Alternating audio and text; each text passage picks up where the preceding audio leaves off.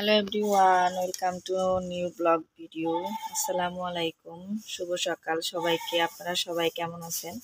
আশা করি সবাই অনেক ভালো আছেন। তো এই তো আজকে কি রান্না করবো চলুন দেখি। এখানে কিন্তু আপনার এই পেঁয়াজ কুচি, তারপরে তেজপাতা, এলাচ, দারচিনি, আর এখানে কিন্তু আদা বাটা, আর এখানে কিন্তু আপনার পেঁয়াজ রসুন বাটা। আর এই তো এখানে কিন্তু আপনার মুরগির মাংস ভিজানো হয়েছে অনেকগুলো। আর এখানে আছে আপনার পোলায়ের চাউল। তো আজকে মুরগি দিয়ে আপনার বিরিয়ানি করা হবে। তার জন্য কি কি উপকরণ লাগে তো এগুলো কিন্তু আমি দেখিয়ে দিলাম। আর কিভাবে রান্না করব এগুলো সম্পূর্ণ প্রস্তুত প্রণালী কিন্তু আপনারা এই ভিডিওতে দেখতে পারবেন।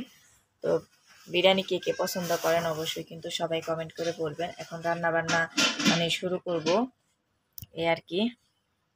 মাংসটা কিন্তু সুন্দর করে ধুয়ে একদম পরিষ্কার করে নেওয়া হয়েছে। আর এখানে যে চাউলটাও সুন্দর করে পানিতে ভিজিয়ে রাখা হয়েছে।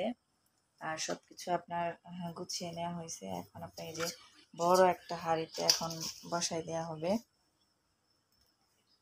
তো দেখতে থাকুন। এই যে এখন তেল দিয়ে দিতেছে। আর বিরিয়ানির মধ্যে কিন্তু আপনার তেলটা বেশি লাগে। এই যে দেখেন এখন পেঁয়াজ কুচি দিয়ে দিবে। এই যে বিরিয়ানির মধ্যে কিন্তু পেঁয়াজ কুচিটা বেশি লাগে। তারপরে আনাম আপনার এই যে কাঁচামরিচটা লাগে। দেখেন কতগুলো পেঁয়াজ দেওয়া হয়েছে। একটা জিনিস রান্না করতে গেলে কত কিছু লাগে।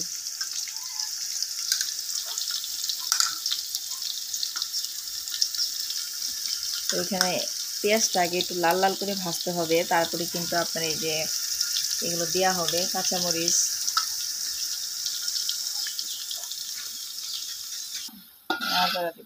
পেঁয়াজটা একটু লাল লাল করে ভাজতে হবে।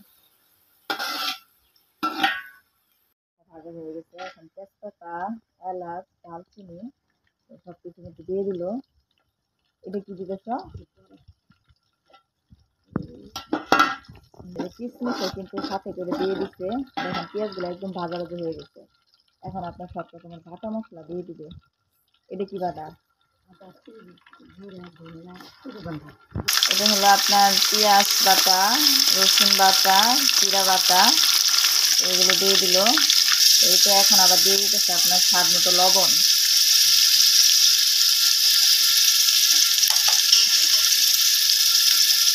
নাড়াচাড়া দিয়ে দিবে। দেখেন কালারটা কত সুন্দর হয়েছে। একদম এটা আপনার ঝরঝরা সাদা বিরিয়ানি করা হয়। এই যে আপনার দিয়ে রাখা মুরগির মাংস একটু ছোটো ছোটো করে কাটা হয়েছে। কারণ বিরিয়ানির মধ্যে কিন্তু বড় করে কাটা হয় না, ছোটো করে কাটলে কিন্তু আপনার দেখতে সুন্দর লাগে। এদিক দিয়ে মশলাটা কষানো হইতেছে। আর এই যে আপনি মাংসটা দিয়ে দিবে। এই তো মাংসটা দিয়ে দিল।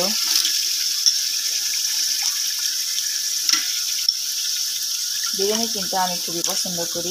আমাদের ঘরে সবাই কম বেশি বিরিয়ানি অনেক পছন্দ করে। তার কারণে ভাবলাম যে সকাল সকাল বিরিয়ানি রান্না করি। এই তো এখন নাড়াচাড়া দিয়ে ভালোভাবে আপনার সিদ্ধ করতে হবে মাংসটাকে।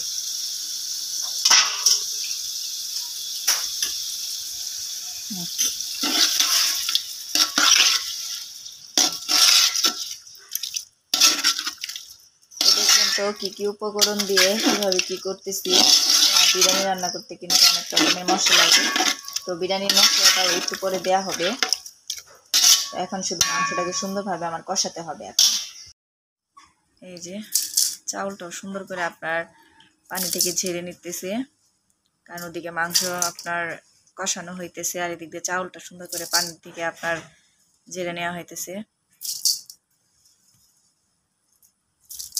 মাংস কষানো হয়ে গেছে। এখন চাউলগুলো দিয়ে দিবে। চাউলগুলো দিয়ে দিল। এই তো এখন চাউল দিয়ে দিছে। এখন নাড়াচাড়া দিতেছে। অনেক সুন্দর আপনার সেন্ট বের হইতেছে, গন্ধ বেরোচ্ছে।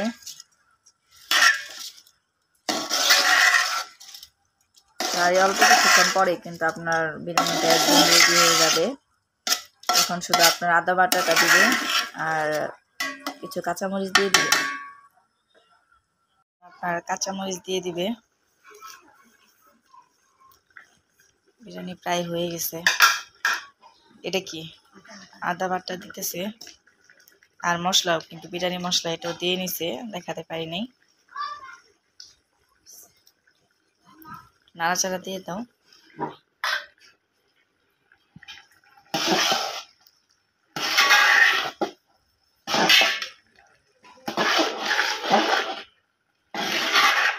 দশ থেকে 15 মিনিট রাখলে কিন্তু বিরিয়ানি একদম রেডি।